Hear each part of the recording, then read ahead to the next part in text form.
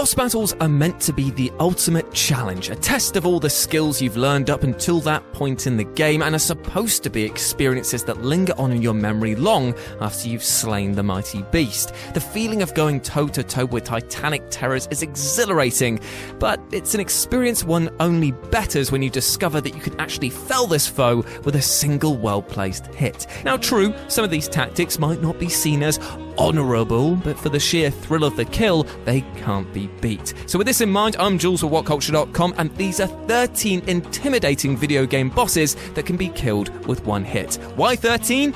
Well, because it's unlucky for them. Number 13, Paxton Fettel, Fear.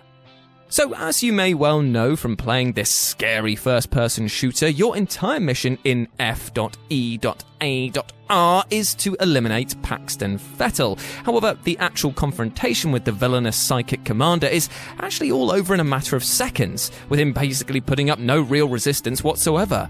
Now, the game's protagonist, the Point Man, begins hallucinating as his disembodied voice narrates the scene, sharing some enlightening information regarding the game's plot. After shooting your way through this brief sequence, you walk into a cell where Fettel is finally at your mercy, kneeling down on the ground and awaiting death. Now, despite being born with impressive psionic abilities, the main antagonist doesn't fight back at all, and you simply walk up to him and complete your mission objective with a quick shot to the head at point-blank range. It's an incredibly underwhelming feeling, especially when you know how powerful this man is, but at least your budget for bullets isn't as high as it could have been, and now you can rest easy knowing that you've completed the mission and you have nothing more to worry about. Wait, what do you mean he comes back? Number 12, The Leader, The Incredible Hulk.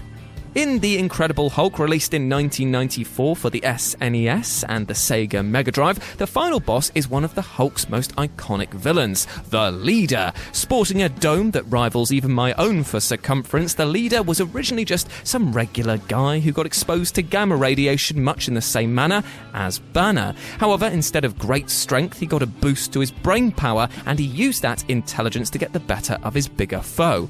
The problem is that once all of his plans have been smashed to pieces, the Leader isn't actually much of a threat, and this is very true of his encounter in the video game. All the Leader does is stand entirely motionless in a single spot, sporting a grin, but it's pretty easy to wipe the smile off his face with a single uppercut from the mighty Hulk, which sends the Leader flying off the edge of a level. And that's it. You can actually also choose to confront the final boss as Bruce Banner, who, get this, simply uses a shotgun to blow the Leader apart. Nice. Number 11, Sephiroth, Final Fantasy VII. Here we have one of gaming's most iconic villains, a being who is as synonymous with the Final Fantasy series as Cloud and Squall and all the other whiny protagonists, and also manages to invoke one of the most heartbreaking moments in gaming when he stabs Aerith, or Aeris if you're going to be anal about it, through the chest. However, when your party chases him all over the world and it finally comes down to the final battle, his last form is kind of a piss take. All you need to do is wait for Cloud's limit bar to fill up, and that's it. From that point on, you can unleash Cloud's ultimate move, the Omni Slash, and watch him carve Sephiroth into lots of little angsty pieces. Even if you choose to just wait around and not attack, the silver-haired villain will eventually hit you, leading to Cloud automatically countering and killing him in a single hit. It's impossible to lose this fight, as Sephiroth is only capable of dealing damage equivalent to a percentage of your health bar, meaning that he can't actually kill you even if you refuse to attack. And when you consider all that you went through to get here, this moment actually feels pretty apt, that he no longer has any power over you and you can finally enact your long-building revenge. Number 10, The End, Metal Gear Solid 3. In classic Kojima fashion, there are multiple ways to tackle the bosses within Metal Gear Solid 3, but the old-timer sniper The End takes the cake when it comes to the inventive options the player is given to kill him. Because while you can take the regular route of having a sniper battle with the old geezer, you can also go into the settings of whatever console you're playing on, move the clock forward a week, reload the save, and watch as he dies of old age. Not that satisfying, but you can do it. However, there's another way you can one-hit kill him way before you even have to worry about facing off against him. Early on in the title, you'll stumble across a cutscene that shows most of the main bosses having a chat, and The End is just sitting over there idle in a wheelchair. If you're quick enough, when this cutscene ends, you can bring up your sniper and squeeze a headshot right in there, beating him hours before you usually would. Take that, Grandad. Number 9, Jiro, Final Fantasy VIII. Jiro, or Gero if you want to get technical about it, is also known as the fake President D-Ling, and was a pretty damn terrifying two-stage boss found in Final Fantasy VIII. It's an undead monster that emerges from the corpse of a political imposter, and the only way that players can deal damage to him is to spam him with cure and life spells while every other attack is rendered useless. Pretty intimidating at a glance. Once you get the hang of which attacks you're supposed to use, he's fairly easy. In fact, if you're a clever little swine, you can just flip him the V's and yell, "Oi, chew on this," and you sling a phoenix hook down his ugly mug, which kills him instantly. Or lives him instantly, I'm not entirely sure. Either way, take that, Grandad. Number 8, Iwajira, Borderlands the pre-sequel. The Borderlands series is well known for its love of massive monsters, cramming all of its dankest caves with the stuff that would give H.R. Geiger a nightmare. One such behemoth was Iwajira, in the Borderlands pre-sequel, who could one-shot even high-level players with ease. I mean, it's a beast named and based on Godzilla, so it's going to be a bit of a brute. But just as the pen is mightier than the sword if you stab somebody in the neck with it while they're sleeping, so too is the righteousness of the inflammable shooter Star Shield. This gives a huge damage buff when it's depleted, and when coupled with a melee boost skill tree setup for Nisha, can mean that when the shield drops, you can tap Iwajira and turn him into a beautiful and gory loot pinata.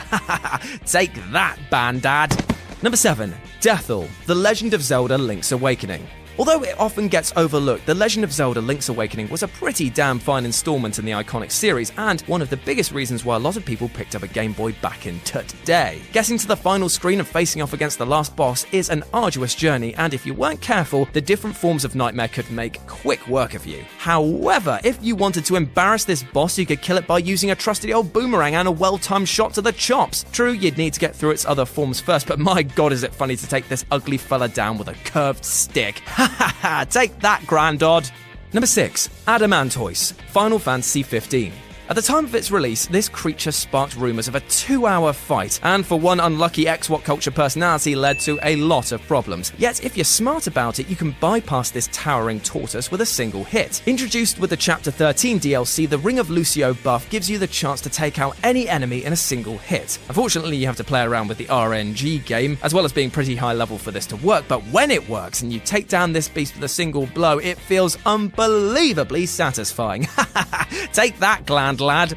Number 5, Bowser, Super Mario Bros. One of the original one-hit kill bosses. Taking out Bowser at the end of the first Super Mario Bros. Didn't require any major test of might, but simply the ability to jump and pick up an axe, or kick it over, I guess. I mean, it could be argued that you don't hit him at all, but rather the stage. But we're including it in this list because, my god, let me have some fun once in a while. Although it seems like an obvious solution now, back in the day it wasn't entirely clear of what you were supposed to do. Still, now everyone knows how to quickly get through this final trial, to the point where the battle itself has been remixed multiple times in the likes of New Super Mario Bros. In order to keep the players on their toes. Take that, Bland Brad! Number 4, The Electrocutioner, Batman Arkham Origins. For all the missteps of Origins, the one thing it did well, for the most part at least, was the boss battles, and the one encounter above all that without a doubt had you holding together your bat sides from splitting apart from laughter was this guy, the Electrocutioner. Now, this fella is a 2-bit baddie at the best of times, but the game does such a good job of hyping up his intentions before the fight starts that you think to yourself, okay, fine, we're gonna have a little showdown, are we? You start planning your tactics. You think to yourself, okay, cool, he's got electricity, so maybe I can stun him with this and then leap over on that, and I can use his thug mates as a shield, or I could just punch him once in the face. Brilliant. In hindsight, it can be seen as a bit underwhelming, but for the first time that you did this, it was hilarious and a great way to subvert expectations. Take that, Bland Blab! Number 3, Mysterio, Spider-Man 2. Being pretty fragile when it comes to fisticuffs, it's the smoke and mirrors fighting style that have made Mysterio such a formidable foe. But when you come face to face with him in the tie into Sam Raimi's second movie, it seems as though for once the rogue has the bark to back up his bite. Coming in with 5 huge health bars, it seems that you're going to be bashing away at him for a long time to get his HP down to 0. But like everything else related to the villain, this huge pool of health is just a mere trick to intimidate you, and it only takes one hit to deplete them all in one big go. Consequently, all it takes is a limp slap to the face to turn him into a snivelling mess on the floor, a far cry from the imposing figure that he looked like at the start of the battle. Haha, take that, man, cad! Number 2, Ancient Wyvern, Dark Souls 3.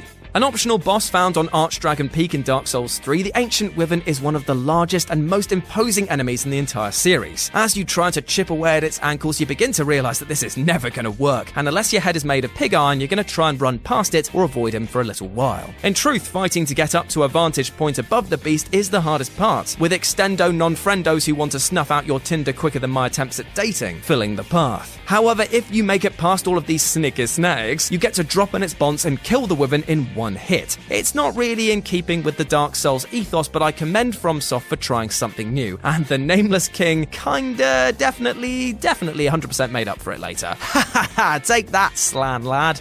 And number 1, Sans, Undertale. Oh, look, I'm putting Undertale at number 1. Oh, I must be a cock edgelord who only eats cress and thinks Rick and Morty is deep. Yeah, well, hurtful truths aside, the fight with Sans is truly a terrifying prospect. Bombarding you with attacks that take up the entire screen, the boss can deplete your health bar in an instant if you don't have your wits about you. And it's almost certain that you're going to have to die over and over again before you can get the hang of his patterns. Fortunately, despite being so formidable on the offense, he's extremely fragile when you do actually get the opportunity to attack, and will go down in one hit once you drag your cursor over to the fight command. Still, actually getting to the point where an attack is viable is not easy, and it's probably far more effort than it's worth. But anyway, take that, soy cuck.